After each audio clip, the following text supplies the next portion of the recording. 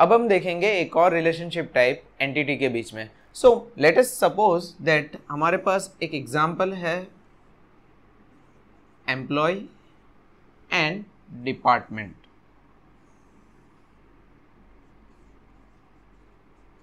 Okay, अब employ और department ये दोनों में अभी क्या होगा, ये एग्जांपल लास्ट एग्जांपल से थोड़ा डिफरेंट होगा। अभी हम सिर्फ डिपार्टमेंट को फोकस करेंगे। नाउ स्टेटमेंट क्या होगा इसके लिए, every department should have manager and only one employee manages a department।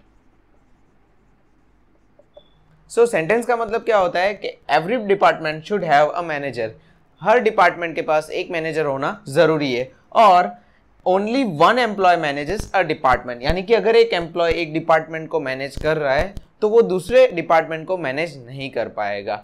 यहाँ पे लेट अस सपोज दैट हमारे पास डिपार्टमेंट्स है D1, D2, D3 and D4, और कुछ एम्प्लॉयज है E1, E2, E3, E4, E5।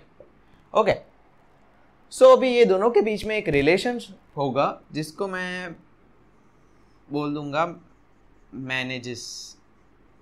That means employee manages a department. तो यहाँ पे रिलेशनशिप में बहुत सारे एसोसिएशन होंगे, ये एसोसिएशन दोनों के बीच में है। So let us suppose E1 manages department D1, E2 manages department D2, E3 department D3 and E4 department D4। Okay, so यहाँ पे सारे डिपार्टमेंट्स को एक पर्टिकुलर एम्प्लॉय मैनेज कर रहा है।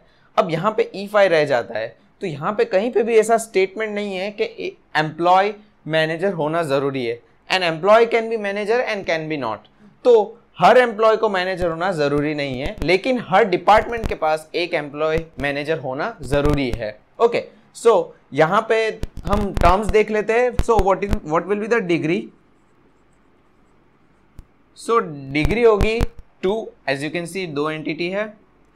एंड कार्डिनलिटी की बात करते हैं तो what will be the cardinality.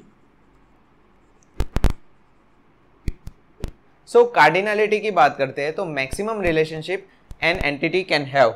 तो यहाँ पे मैक्सिमम रिलेशनशिप कितने एम्प्लॉय एक साथ एसोसिएट कर रहे हैं, तो एक ही एम्प्लॉय एक टाइम पे एसोसिएट कर रहा है, तो मैक्सिमम एम्प्लॉय के लिए होगा 1, और इसी तरह से डिपार्टमेंट के लिए भी 1 होगा।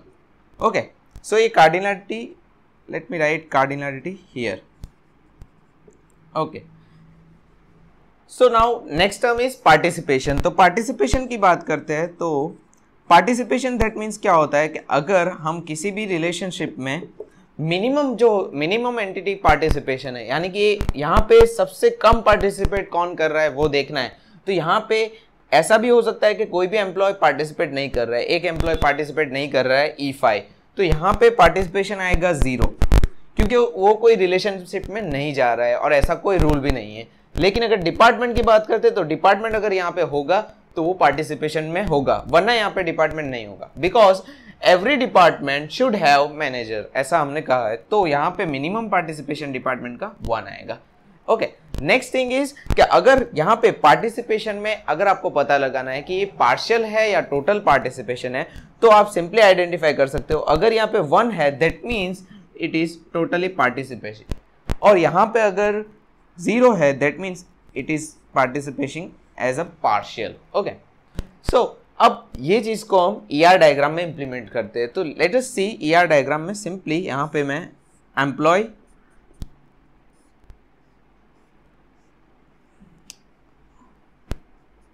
और यहाँ पे रिलेशनशिप मैनेजर, तो यहाँ पे M एंड एक और एंटिटी है डिपार्टमेंट।